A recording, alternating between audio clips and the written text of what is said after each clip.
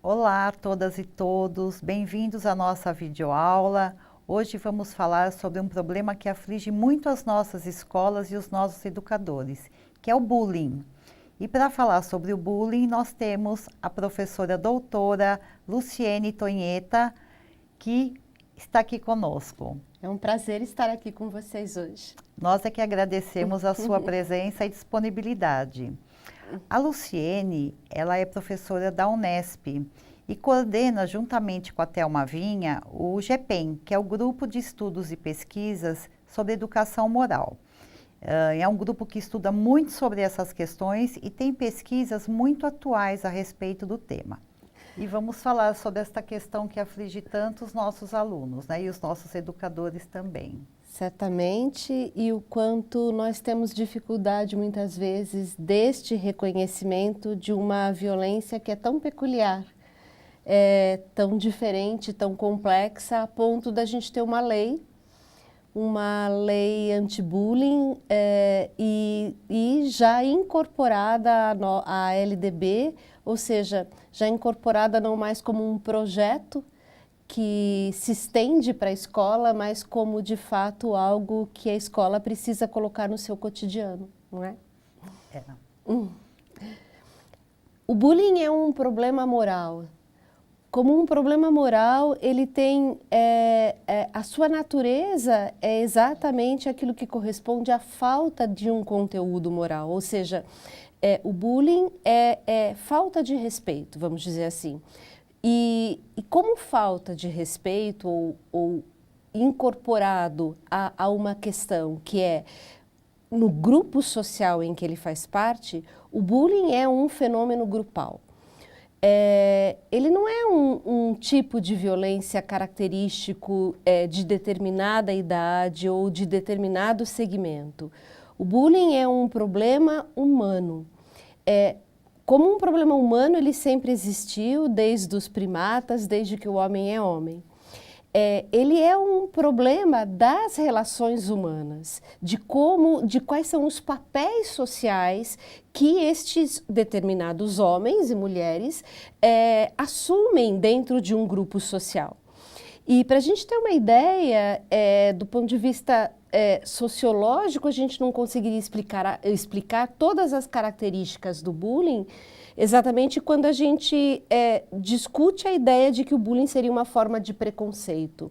Uma forma de preconceito com o diferente, é verdade? Então, quem são normalmente vitimizados por bullying? Aqueles que são diferentes. Então, o mais negro, ou o mais branco, ou o muito nerd, ou aquele que é magro, ou aquele que é muito gordo, aquele que é muito baixo, aquele que é muito alto, aquele que é muito simpático, aquele que é mais antipático. Todas essas características que são culturalmente, de fato, estereotipadas. Porém, há uma coisa que a gente pode entender e que é necessário a gente compreender, que dá, na verdade, a complexidade deste problema, que é: como é que eu posso dizer que o bullying, então, é um preconceito, se nem todo negro é vítima de bullying? Se nem todo baixinho é vítima de bullying? Se nem todo gordinho é vítima de bullying? Então, existe algo também nas relações que a gente chama de intrapessoais, ou seja, naquilo de como o sujeito se vê naquele papel que ele desempenha no grupo.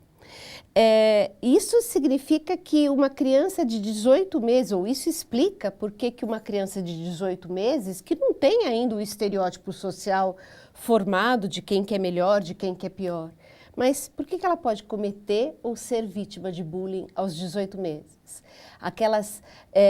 Quem é professor, quem trabalha com bebê, sabe bem aquela criança que todo dia é mordida por determinada criança, por outro. Ou seja, parece que tem alguém que chama pela mordida, né? Então, quem é essa criança? É aquela que é vitimizada desde pequenininha. E quem é aquele que é autor? É aquele que parece encontrar entre todas as crianças aquela mais suscetível à sua forma de vitimização.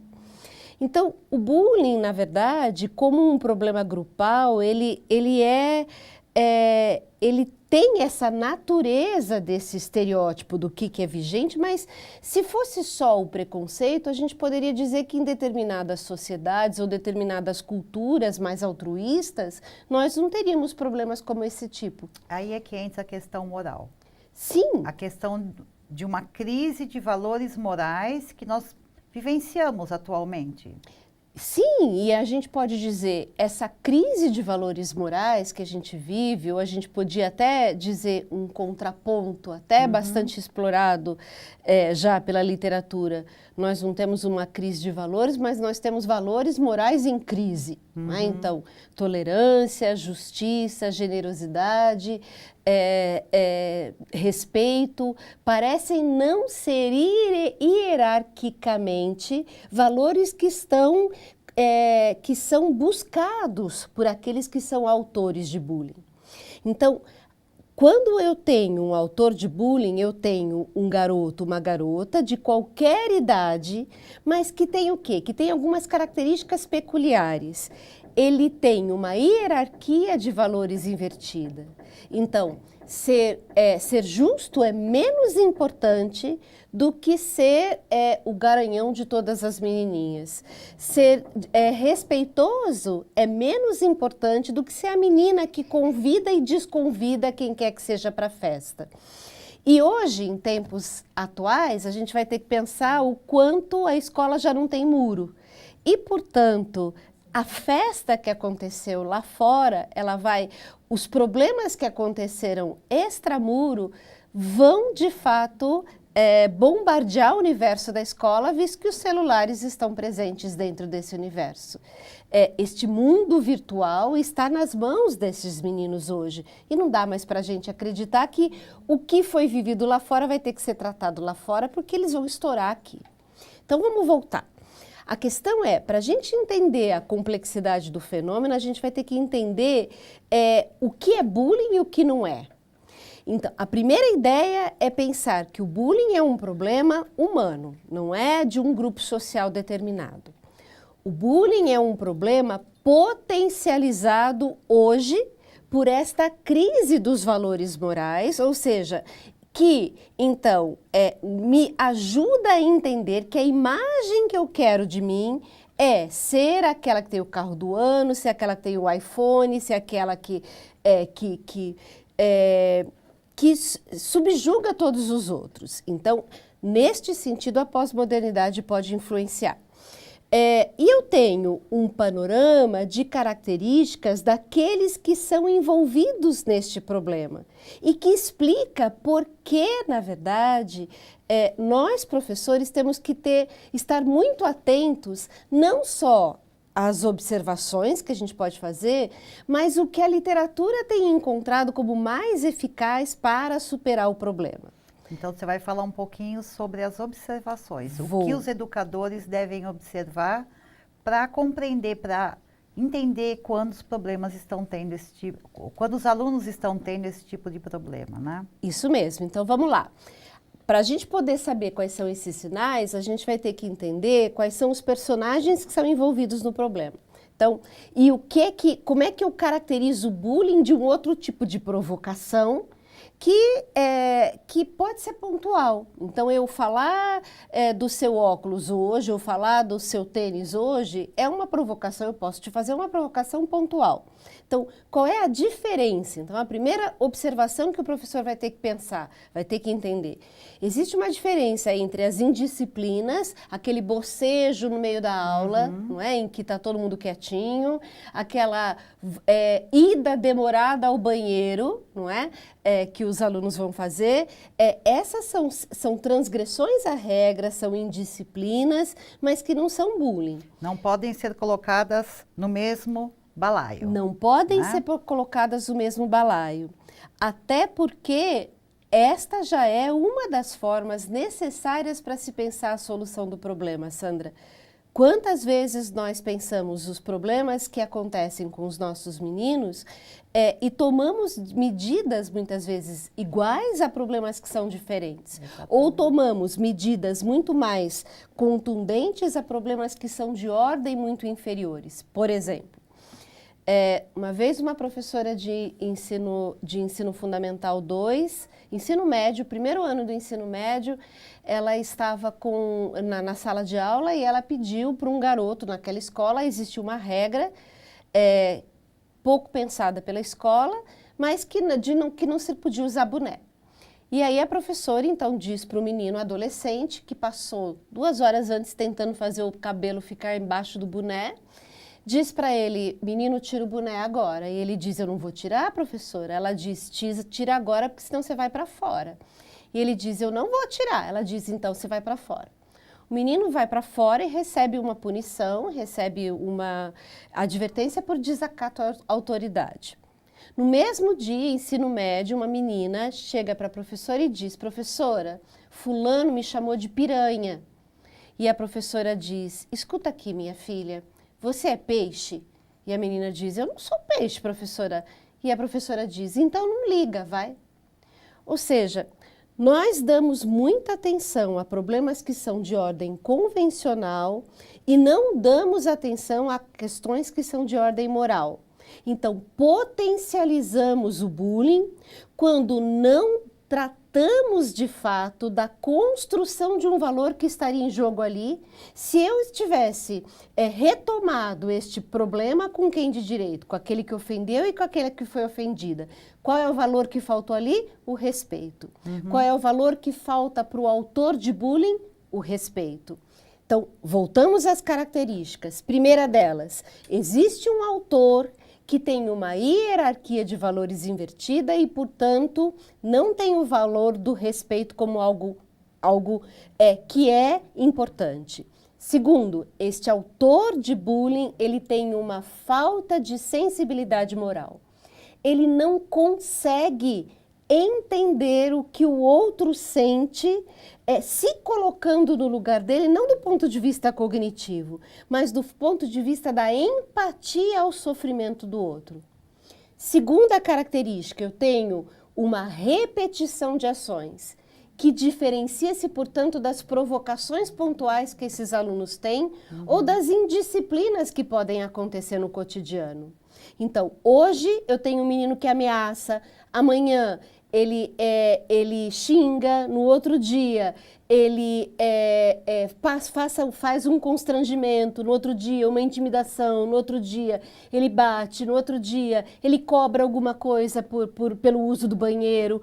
Ou seja, eu tenho ações repetidas que fazem com que a vida desta pessoa que é vitimizada por ele, o inferno.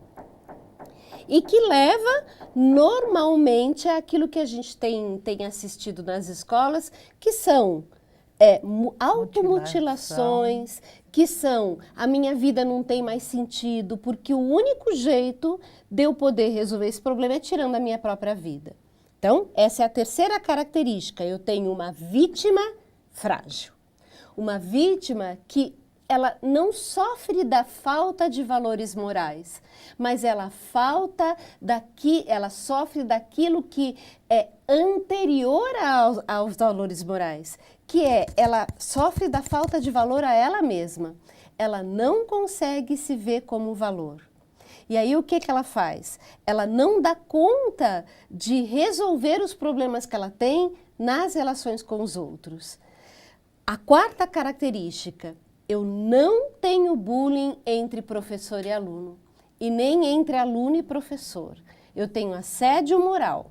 Então, eu tenho uma forma de desrespeito quando o professor ameaça, humilha, rasga a prova na frente dos alunos, diz que o aluno é burro, diz que ele não vai ser nada na vida. Eu tenho uma falta de respeito. Do mesmo jeito, quando o menino xinga, quando o menino coloca no Facebook que o professor não presta, ou quando o menino risca o carro do professor, quando o menino ameaça matar o professor, isso tudo é desrespeito, mas não é bullying. O bullying é um problema específico das relações de paridade, ou seja, entre pares. E a última característica que faz com que o bullying seja um problema tão interessante e cruel é que ele precisa sempre ter um público que muitas vezes se comporta como indiferente. Ou seja, Um público, na verdade, que as pesquisas dizem hoje que não é a indiferença àquilo que faz com que ele não reaja, mas um público que tem medo de ser vitimizado, que ser a próxima vítima. Um público que não sabe bem como reagir, porque não sabe como será visto aos olhos dos outros. Ora, o que parece imperar naquele grupo, se é o desrespeito, se é a lei do mais forte, se eu contrariar essa lei, eu serei visto também mal por aqueles que veem como o critério para pertencer a este grupo. E isso acho que reforça muito o papel do provocador, né? Sim. Eu acho que aquele que omite, ele acaba reforçando muito essa atitude, empoderando mais ainda Perfeito. quem pratica o bullying. Perfeito, Sandra. As pesquisas têm mostrado que diante de uma plateia que não age, o empoderamento, o poder do agressor de fazer mais vítimas ou de sustentar o seu poder sobre as vítimas é sempre muito maior. Quando eu tenho uma plateia, um público que assiste e consegue se colocar no lugar daquele outro, daquele que está sofrendo, se indignar com aquela situação, eu tenho um agressor que percebe, epa, aqui eu não tenho muita vez para dar conta de ser visto como alguém de valor. E este empoderamento tende de fato a diminuir. Então, para a gente poder resumir e passar para pensar o que de fato, como é que a gente faz e que sinais são estes? Eu tenho uma vítima que se coloca sempre como frágil, que é aquela que é esquecida, que é aquela que nunca participa de grupos, que é aquela que ou é aquela que se destaca, ou é aquela que muitas vezes o professor coloca em destaque. E aí nós não sabemos o quanto potencializamos esse processo também.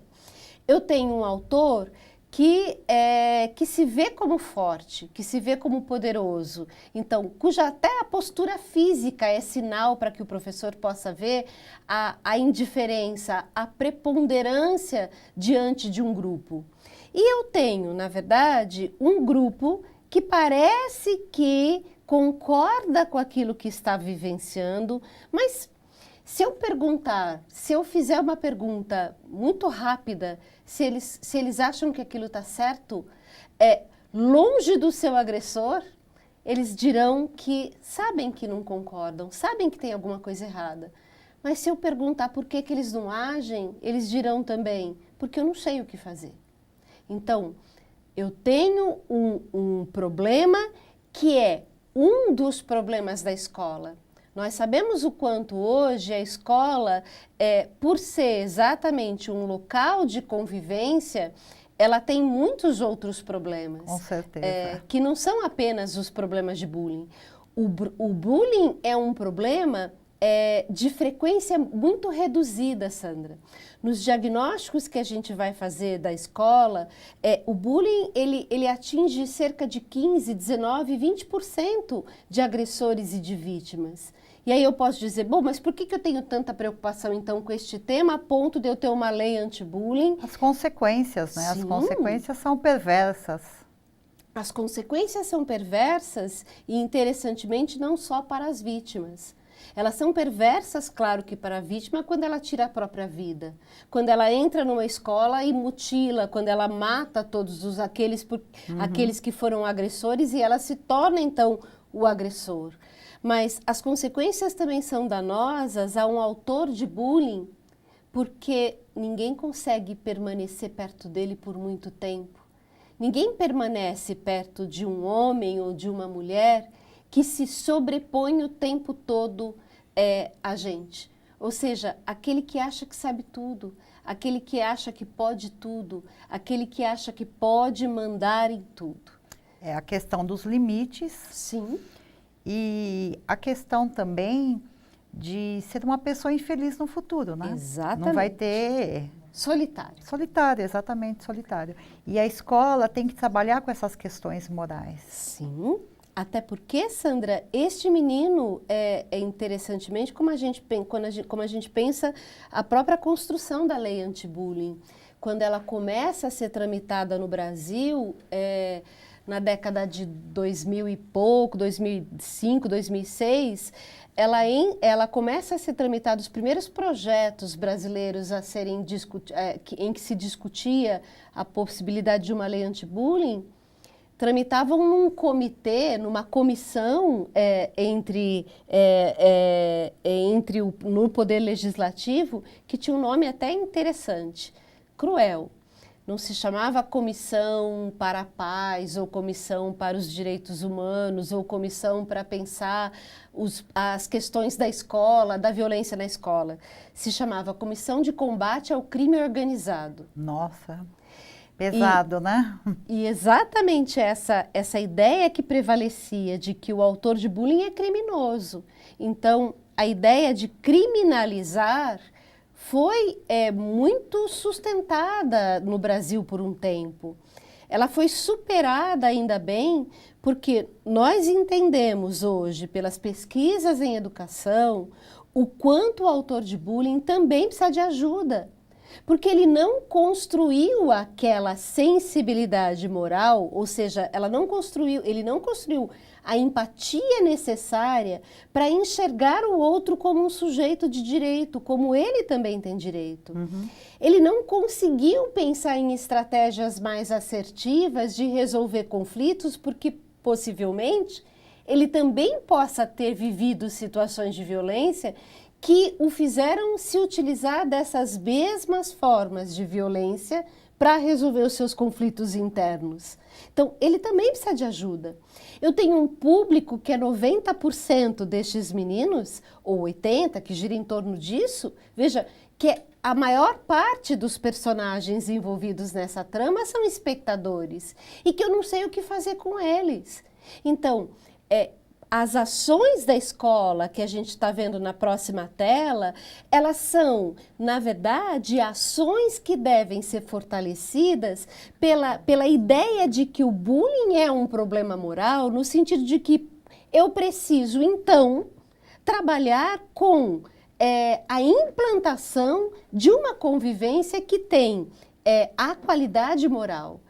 E não tem outro jeito se não for cotidianamente. Não tem outro jeito se não for a partir dos conflitos que acontecem no cotidiano da escola, em que eu vou ter que repensar com aqueles envolvidos qual é o valor que está ali.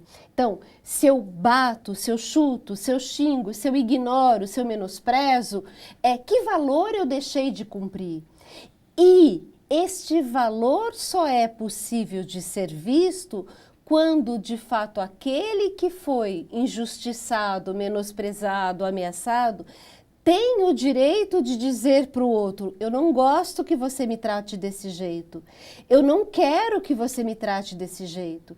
E quando alguém que é maior do que ele, que sabe quais são os princípios pelos quais a gente não abre mão, que são os professores, que não podem perder a sua autoridade, mas não no sentido da autoridade da obediência, mas no sentido da autoridade de quem sabe onde é que esses meninos precisam chegar e de quais são os valores que lhes faltam. Quando esta autoridade vai intervir e vai dizer: o que é que falta para você quando você bate nele? Então, o que é que você gostaria de ser tratado desse jeito?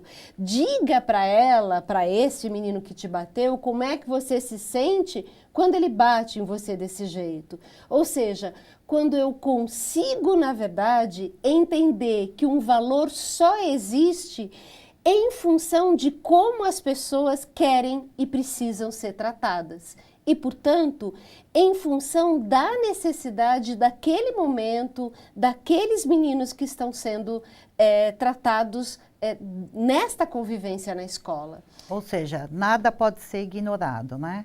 Nada. Essas situações, elas têm que ser trabalhadas pelos adultos da escola, que são os adultos da relação. Sim, né? E que não podem deixar de agir, ou seja, que não podem deixar passar essas situações, porque a visão até mais a visão construtivista sobre a construção, sobre a moral, o próprio nome diz, a moral é uma construção. Sim. Se ela é uma construção, existem momentos em que estes valores são de fato consolidados, são aprendidos, porque ninguém, veja, para eu dirigir um carro, eu não preciso, toda vez que eu for dirigir um carro, eu não preciso passar por uma aula de autoescola, não é? Imagine se eu tivesse que, cada vez que eu vou dirigir um carro, ter que pensar, hoje não preciso mais mudar o câmbio, não é? Na mudança, mas se eu tivesse que pensar que mão é que eu viro a seta de um lado, que mão é que eu viro de outro, qual é o retrovisor que eu olho, ou seja, eu não preciso mais pensar nisso, porque estes comportamentos se tornaram automatizados. Uhum. Então, tem um momento em que a moral, ela é uma espécie de automação, porque ela se torna, até o próprio nome diz, autônoma, ou seja, ela já é legítima, ela já é conservada, ou seja, eu não preciso mais ficar pensando o que as pessoas vão pensar, o que eu devo agir, como eu me sentiria quando eu estivesse nesse lugar, o que eu posso fazer para resolver esse problema de outro jeito, porque isso já foi automatizado. Uhum. Então, isso eu trabalho, então, dentro de uma perspectiva de aprendizagem. Porém, a moral, ela é uma construção do sujeito.